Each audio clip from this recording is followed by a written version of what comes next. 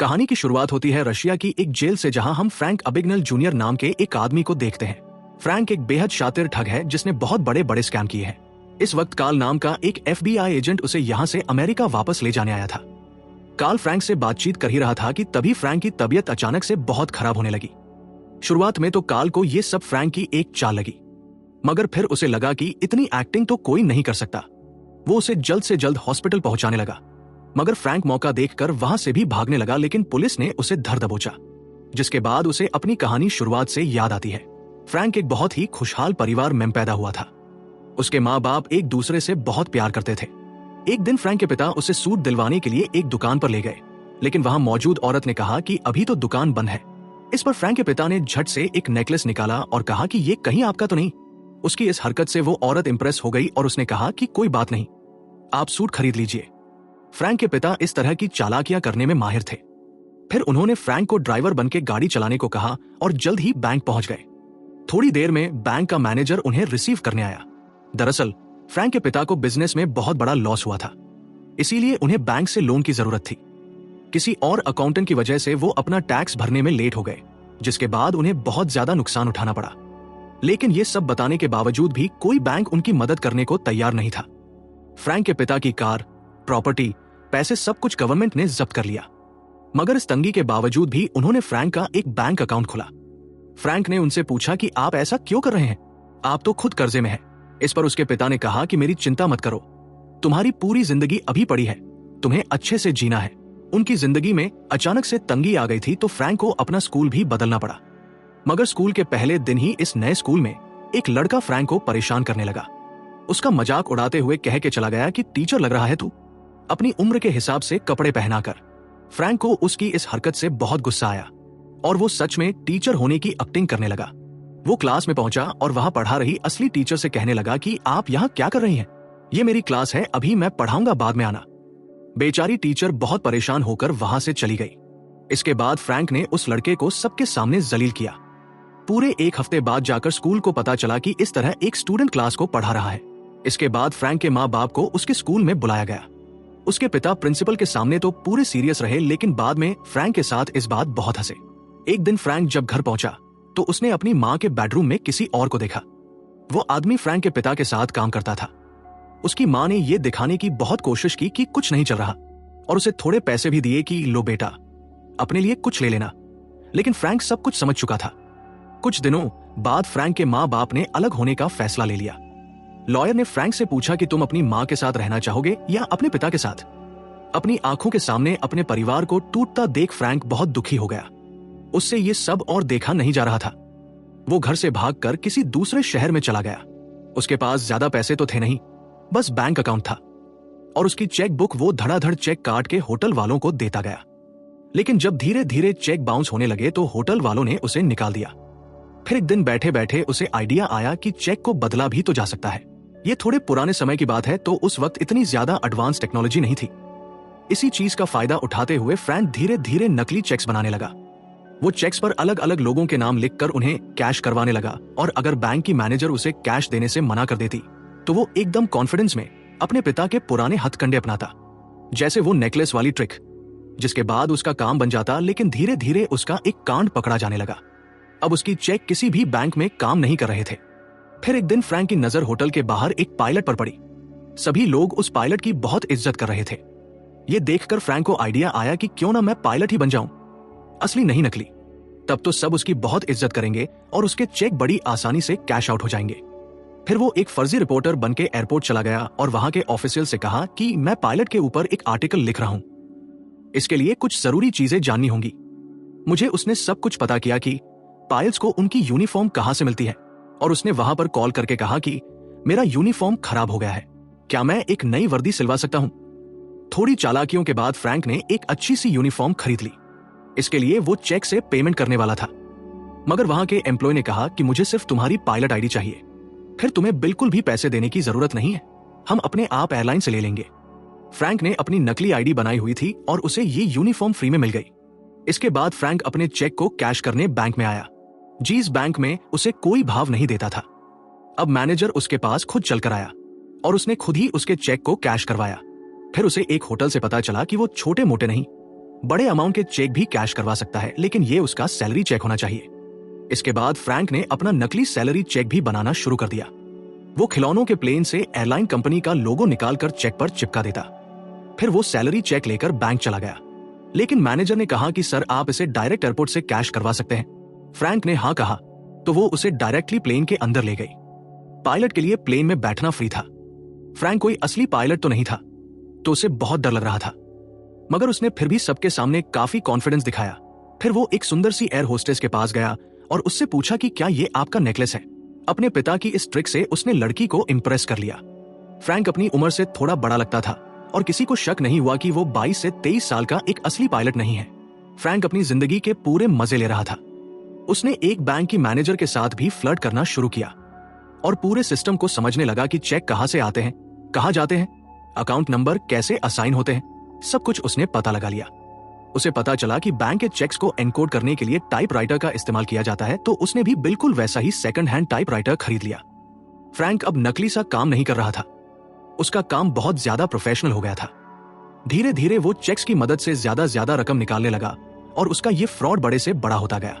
उसकी इन हरकतों की खबर FBI तक पहुंच चुकी थी और उस केस को कार्ल नाम के एक एजेंट को असाइन कर दिया गया। वो अपने काम को बहुत सीरियसली लेता था। एक दिन फ्रैंक अपने पिता से मिला, जिन्हें वो अक्सर चिट्ठियां लिखकर बताता था कि आजकल क्या कर रहा है। फ्रैंक के पिता को लगता था कि उनका बेटा सच में पायलट बन चुका है। उन्हें उसके ऊपर बहुत फक्र हुआ। फ्रैंक ने कहा कि सरकार ने आपसे सब कुछ छीन लिया, तो मैंने अपनी कमाई से आपके लिए एक गाड़ी खरीदी है, वही जो मूवी में जेम्स बॉन्ड चलाता था। मगर फ्रैंक के पिता ने कहा कि टैक्स घोटाले के बाद सरकार अभी भी मेरे पीछे पड़ी है। अगर मैं ये गाड़ी ले गया तो कुछ दिन बाद वो इस गाड़ी को भी मुझसे छीन लेंगे। फ्रैंक के पिता का स्टोर भी बंद हो गया था। वो तंगी में ही चल रहे थे। फ्रैंक ने उन्हें पैसे देने का भी ऑफर दिया, मगर उन्होंने कहा कि मैं तुमसे पैसे नहीं ले सकता। फ्रैंक पूरे देश के सिस्टम को बहुत अच्छे से समझ चुका था। वो अलग अलग स्टेटस के चेक दूसरी स्टेट में जाकर चलाता था। FBI बड़े ध्यान से उसकी सभी हरकतों पर नजर रखे हुए थी और जल्द ही वो उस होटल में पहुंच गए जहां फ्रैंक ने लास्ट चेक चलाया था। होटल में पूछताछ करते हुए पता चला कि फ्रैंक अभी भी उसी होटल में रह रहा है। वो इतने दिनों से वहां था कि अब उसकी जान पहचान होटल में सबसे हो चुकी थी। कार्ल बंदूक लेकर सीधा फ्रैंक के कमरे में पहुंचा। फ्रैंक समझ गया कि अगर कोई चालाकी नहीं दिखाई तो पकड़ा जाऊंगा, और वो कार्ल के सामने ऐसे दिखाने लगा कि वो भी एक सीक्रेट एजेंट है और वो भी उसी को ढूंढ रहा है जिसे कार्ल ढूंढ रहा था। उसने कहा कि इस आदमी के पीछे पूरी सरकार लगी है। कार्ल ने कहा कि मुझे अपनी ID दिखाओ, मैं कैसे मानूं तुम जो कह रहे हो वही हो। इस पर फ्रैंक ने कहा कि तुम काम करो, मेरा पूरा बटवा ही रख लो, चेक कर लो शांति से। कार्ल एक हाथ से उस वॉलेट को खोल नहीं पा रहा था। तभी फ्रैंक ने उससे कहा कि देखो, हमारे आदमियों ने उस ठग को पकड़ भी लिया है, हम तुमसे पहले यहां पहुंच गए थे। नीचे फ्रैंक का ही एक पड़ोसी एक अंधे आदमी को गाड़ी में बैठने में मदद कर रहा था। दूर से देखने पर कार्ल को लगा कि सच में ठग को पकड़ लिया गया है। इससे कार्ल भी फ्रैंक के ऊपर भरोसा करने लगा। फ्रैंक ने अपना नकली चेक बनाने का सारा सामान उठा लिया और कार्ल से कहा कि पुलिस थोड़ी देर में आती होगी, तब तक मैं ये सबूत नीचे रख के आता हूं। अब तो कार्ल उस पर पूरा भरोसा करने लगा था। उसने कहा कि ये लो, अपना वॉलेट भी ले जाओ।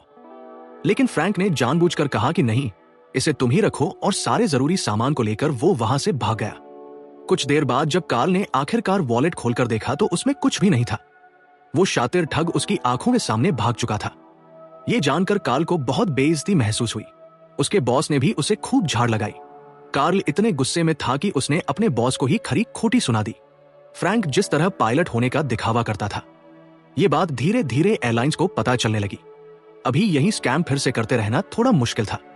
प्रेस को जब इस बात का पता चला तो उन्होंने फ्रैंक को जेम्स बॉन्ड का नाम दे दिया। फ्रैंक इस बात से बहुत खुश हुआ और उसने बिल्कुल जेम्स बॉन्ड जैसे ही सूट पहनने शुरू कर दिए, गाड़ी भी वैसे ही खरीद ली। धीरे धीरे समय बीतता गया और क्रिसमस का समय आ गया। कार्ल अकेला अपने ऑफिस में काम कर रहा था। तभी फ्रैंक ने उसे कॉल करके कहा कि अब तक जो भी मैंने तुम्हारे साथ किया है उसके लिए मैं माफी मांगना चाहता हूं। फ्रैंक ने अपना पता दे दिया, लेकिन कार्ल ने कहा कि तुम मुझे फंसा रहे हो ना। साथ ही कार्ल ने कहा कि तेरे पास पैसा भले ही हो, लेकिन तू बहुत अकेला है, इसीलिए तो मुझे फोन कर रहा है। फ्रैंक को बात बहुत बुरी लगी और उसने फोन रख दिया। लेकिन फ्रैंक इस बार सच कह रहा था। उसने अपना असली एड्रेस कार्ल को बताया था। आखिरी बार जब कार्ल ने फ्रैंक से बात की थी तो उसने अपना नाम बैरी एलन बताया था, जो कि एक कॉमिक बुक का कैरेक्टर है। कार्ल ने तभी अपने ऑफिस में फोन करके बताया कि ये कोई बच्चा है जो थोड़ा बड़ा दिखता है, उम्र बहुत कम है इसकी, इसी वजह से हम उसे ढूंढ नहीं पा रहे हैं। इस बार कार्ल ने कहा कि ऐसे बच्चों की लिस्ट निकालो जो घर से भाग गए हो। किसी ने तो रिपोर्ट लिखवाई होगी और इसी तरह वो काफी छानबीन के बाद आखिरकार फ्रैंक के घर पहुंच ही गया, जहां फ्रैंक की मां उसे मिली। जब फ्रैंक की मां को फोटो दिखाई गई तो उन्होंने कंफर्म किया कि हाँ, यही मेरा बेटा है। कार्ल ने फ्रैंक की मां से कहा कि एक नंबर का ठग है, जैसे ही कुछ पता चले तो पुलिस को बताना। इस पर फ्रैंक की मां ने कहा, अरे वो बच्चा है, उसने खाने पीने के लिए थोड़े बहुत पैसे ले लिए होंगे। उसने अपना बटुआ उठाते हुए कहा कि मैं भर देती हूँ। कितने पैसे देने हैं? इस पर कार्ल ने कहा, $1.4 मिलियन। यह सुनते ही तो फ्रैंक की मां भौचक्की रह गई। खैर, उधर फ्रैंक दूसरे शहर में जाकर एक बहुत अच्छी जिंदगी जी रहा था। उसे हॉस्पिटल में कुछ काम था तो वो वहां चला गया। वहां एक नर्स जिसका नाम ब्रेंडा था, वो रो रही थी। उसे किसी डॉक्टर ने काम के लिए डांट दिया था। फ्रैंक ने उसे सहारा देते हुए कहा कि चिंता मत करो, तुम कमाल हो, वो डॉक्टर पागल है। इसी दौरान फ्रैंक के दिमाग में एक आइडिया आया। उसने ब्रेंडा से पूछा कि यहाँ कोई जॉब वैकेंसी है क्या। दरअसल पायलट बनना थोड़ा रिस्की हो गया था, तो फ्रैंक ने सोचा कि अब डॉक्टर बन जाते हैं। उसने हॉवर्ड की डिग्री लेकर इंटरव्यू के लिए चला गया। फ्रैंक अलग अलग डॉक्टर्स वाली मूवीज देख कर गया था, जिससे उसे पता रहे कि कैसे बर्ताव करना है। तो फ्रैंक ने जवाब दिया कि सर, मैं बड़े शहरों में नहीं, छोटे शहरों में लोगों की मदद करना चाहता हूं। जिसके बाद उसे झट से नौकरी मिल गई। वो काम धाम कुछ करता नहीं था, बस डॉक्टर्स को आलतू फालतू सलाह देता रहता था। साथ ही खाली समय में वो और ब्रेंडा एक दूसरे के बहुत करीब आ गए। अभी एक दिन अचानक एक इमरजेंसी केस के लिए उसे बुला लिया गया। एक छोटे बच्चे को बहुत ज्यादा चोट आई थी। खून देखकर तो फ्रैंक हिल गया। उसने पूरा कॉन्फिडेंस रखते हुए डॉक्टर से कहा कि तुम इसमें क्या करोगे। डॉक्टर ने जो भी जवाब दिया, उसने कहा कि बिल्कुल सही, मुझे कॉन्फिडेंस है कि तुम ये कर सकते हो। मैं कुछ देर में आता हूं, देखने की सही काम किया है कि नहीं। ये कहकर वो वहां से चला गया, लेकिन असलियत में तो उसकी हालत पतली हो गई थी। दूसरी तरफ कार्ल फ्रैंक के पिता से मिलने गया और उसने फ्रैंक के पिता को उसके सारे कारनामे बता दिए। इस पर फ्रैंक के पिता ने कहा कि मैं नहीं जानता वो कहाँ है, और अगर पता भी होता तो भी तुम्हें नहीं बताता। कार्ल को समझ आ गया कि बाप बेटा बहुत करीब है, जरूर चिट्ठियां तो भेजता ही होगा। उसने वहां पड़ी हुई चिट्ठियों में से हिसाब लगा लिया कि आखिर फ्रैंक कहाँ रहता होगा। अब वो पुलिस को लेकर जल्द ही वहां जाने वाला था। उधर फ्रैंक और ब्रेंडा अब एक दूसरे को चाहने लगे थे। एक दिन ब्रेंडा अचानक से रोने लगी। उसने फ्रैंक को बताया कि मेरा एक बार अबॉर्शन हो चुका है, जिसके बाद मेरे पिता ने मुझे घर से निकाल दिया था। इस पर फ्रैंक ने कुछ सोचते हुए कहा कि देखो, अगर मैं तुम्हारे पिता से शादी की बात करूं तो क्या वो तुम्हें अपना लेंगे। ब्रेंडा को यह बात बहुत अच्छी लगी। फिर फ्रैंक ब्रेंडा के पिता से मिलने चला गया। ब्रेंडा के पिता एक लॉयर थे, तो फ्रैंक ने भी कह दिया कि मैं भी पहले लॉयर ही था, उसके बाद ही डॉक्टर बनाऊं। वो वकालत के ऊपर भी फिल्म देख के आया था, तो उसने अपनी बातों से सबको इंप्रेस कर दिया। ब्रेंडा के पिता ने पूछा कि देखो, सच सच बताना, आखिर तुम्हारे जैसे आदमी ने मेरी बेटी में क्या देखा। इस पर फ्रैंक ने कहा कि मैं सिर्फ एक मामूली सा आदमी हूं जो आपकी बेटी से प्यार करता है। जिसके बाद ब्रेंडा के पिता तो बहुत ज्यादा इंप्रेस हो गए। फ्रैंक ने ब्रेंडा के पिता से पूछा कि अगर मैं यहां पर लॉ प्रैक्टिस करना चाहूं तो मुझे क्या करना होगा। इस पर उन्होंने कहा कि तुमने लॉ स्कूल तो किया ही हुआ है, तो बस तुम्हें एक एग्जाम देना होगा, जिसके बाद तुम यहां पर प्रैक्टिस कर सकते हो। जिसके बाद फ्रैंक ने असलियत में पढ़कर एग्जाम दिया और लॉयर बन गया। इसके बाद कहानी फिर से प्रेजेंट में आई, जहां कार्ल ने फ्रैंक को अरेस्ट कर लिया था। कार्ल ने पूछा कि तुमने उस एग्जाम को पास कैसे किया, तो फ्रैंक ने कहा कि इस बात से क्या फर्क पड़ता है। कहानी फिर पीछे गई, जहां हम फ्रैंक को ब्रेंडा की फैमिली के साथ अच्छी तरह घुलते मिलते देखते हैं। वो ब्रेंडा से शादी करने ही वाला था। उसने अपने पिता से मिलने की इच्छा जाहिर की और साथ ही उन्हें बताया कि गवर्नमेंट ने हमसे जो कुछ भी छीना था वो सब हम वापस हासिल करके रहेंगे, और फिर आप माँ को भी मना लेना और हम सब पहले की तरह एक साथ रहेंगे। उसके पिता ने बताया कि तुम्हारी माँ ने किसी और से शादी कर ली है। ये सुनकर फ्रैंक को बहुत बुरा लगा। उसके पिता ने यह भी कहा कि मुझे तुम्हारे कारनामों के बारे में पता चल चुका है। ये सुनते ही फ्रैंक को बहुत बड़ा धक्का लगा और वो वहां से चला गया। रात को फ्रैंक ने कार्ल को कॉल करके बताया कि मैं शादी करने वाला हूं, हमारे बीच में जो कुछ भी हुआ मैं भूल जाना चाहता हूं। अब फ्रैंक चाहता था कि उसके ऊपर जितने भी चार्जेस लगे हैं सारे ड्रॉप कर दिए जाए।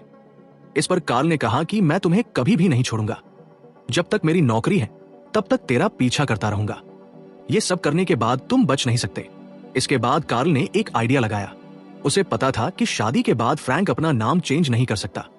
डॉक्टर बनने पर उसका जो नाम था, उस नाम को कार्ल ने हर जगह सर्च करने का ऑर्डर दिया। उसने हिसाब लगाया कि कहीं ना कहीं शादी का इनविटेशन भी तो छपा होगा, तो उसने इन सब चीजों पर भी निगरानी रखनी शुरू की। फ्रैंक की शादी हुई और सारे एजेंट्स वहां पहुंच गए। फ्रैंक ये देखते ही ब्रेंडा को लेकर अपने कमरे में आ गया। फ्रैंक ने ब्रेंडा को सब कुछ सच बताया कि वो आज तक लोगों को बेवकूफ बनाता आया है, लेकिन ब्रेंडा से वो सच्चा प्यार करता है। उसने कहा कि मैं यहाँ से अभी तो भाग रहा हूँ, तो मुझे एयरपोर्ट पर आकर मिलना, और तुम कहाँ जा रही हो इस बारे में किसी को कुछ मत बताना। अगले दिन एयरपोर्ट पर फ्रैंक ने ब्रेंडा का इंतजार किया। ब्रेंडा वहां आ तो गई, पर वो अकेली नहीं थी, उसके साथ एजेंट्स भी थे। फ्रैंक का वहां से निकलना बहुत ज्यादा मुश्किल हो गया था। तभी उसने एक आइडिया लगाया। वो एक कॉलेज में गया और कहा कि हमारी एयरलाइन बहुत सारी एयर होस्टेस को काम पर रख रही है। बहुत सारे इंटरव्यूज लेकर उसने सुंदर लड़कियों को सेलेक्ट कर लिया और उन लड़कियों को अपने आसपास रखकर वो पायलट की यूनिफॉर्म पहन के एयरपोर्ट में घुस गया। सभी पुलिस वाले उन सुंदर लड़कियों की खूबसूरती देखकर खो गए और फ्रैंक आसानी से वहां से निकल गया। ये सब के दौरान ही फ्रैंक जैसा दिखने वाला एक लड़का कार लेकर एयरपोर्ट के बाहर खड़ा हो गया। सारे FBI एजेंट उसे पकड़ने के लिए भागे। पकड़े जाने पर लड़के ने कहा कि एक बंदे ने मुझे पैसे दिए थे यहाँ खड़े होने के। फ्रैंक बड़ी ही चालाकी से देश से बाहर निकल गया। इसके बाद उसने बहुत सारे अलग अलग देशों में बड़े बड़े फ्रॉड किए। फ्रैंक की जो आखिरी जगह पता चली थी, वहां वो चेक बना रहा था। कार्ल ने अपने सीनियर से कहा कि मुझे वहां जाने दीजिए, मैं उसे पकड़ कर ले आऊंगा, लेकिन उसके सीनियर्स ने उसकी बात नहीं मानी। फिर कार्ल ने फ्रैंक के बारे में और इंफॉर्मेशन निकाली और उसे पता चला कि अब तो फ्रैंक अपने चेक्स को प्रिंट करवा रहा है। कार्ल इतना तो जानता था कि फ्रैंक रशिया में है, लेकिन रशिया छोटा देश तो है नहीं। उसे याद आया कि फ्रैंक की मां रशिया के एक छोटे से गांव से थी और थोड़ी रिसर्च करने पर पता चला कि वहां एक प्रिंटिंग प्रेस भी है। आज फिर से क्रिसमस ईव का दिन था। वो वहां पहुंचा तो कार्ल को फ्रैंक मिल गया।